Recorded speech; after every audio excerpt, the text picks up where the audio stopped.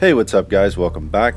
Wanted to do a quick unboxing for you of this company which I love and came back to for the second time. So stick with me, I'll show you the rest.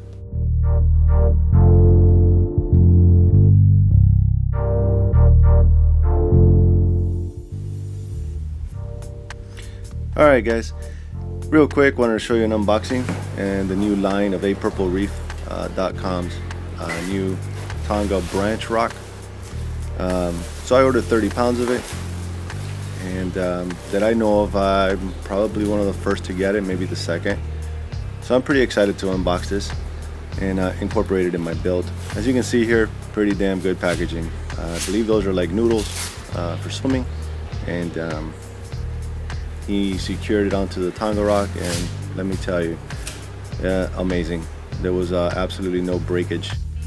So I was pretty impressed, because you know how certain shipping companies throw these things around like they don't care. So I was very pleasantly pleased, the sides of the rocks and the way they were turning out as I'm pulling them out. Guys, as you know, this Tonga rock in the natural, in the wild, can't get it anymore. I believe it was banned back in 2008 from the industry, at least from harvesting. So this is the best next alternative, and Chris over at Purple Reef has recreated it and is doing aquaculture on it, and came out nice, man. This stuff is looking really pretty, so I'm very proud of this 30 pounds of it. So I'm gonna see how I incorporate it. Here is 100 pounds of his rock, which you guys have seen in the past. I've used it on my 120, and probably gonna be using it on the rebuild of the 120. So we'll see how that goes. I'm gonna have to recontact them again and get some more rocks. Guys, the reason I went with these rocks is pretty much the color is already there. It's pretty rich in the color. Looks like coralline algae already. He has aquacultured it for several weeks, cured it. So in theory it is live rock, just without the pests and all the nasty stuff that can come with it. So from my experience, I noticed on the last build, very little hair algae grows on it, or any algae for that matter. It's made from calcium bicarbonate, which is a great buffer from my understanding as well. And real coralline algae starts to grow on it without a problem.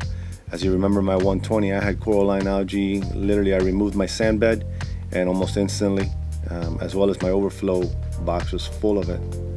So that's pretty cool.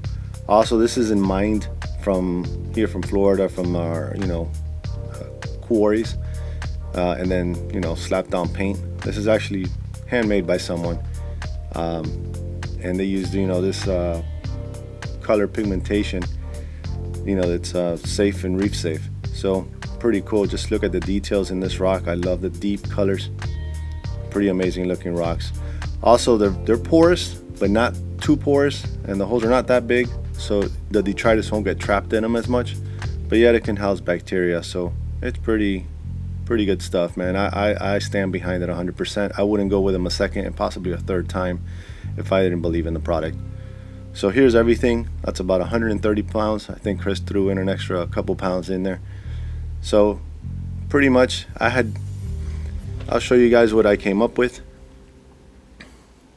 This is how it's looking. I'm very proud of it. I had a totally different Aquascape, which I emailed Chris. Unfortunately, that didn't hold. The transfer fell, and I had to rebuild.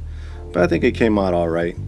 I didn't even want to put the pictures up, guys, because I almost cried.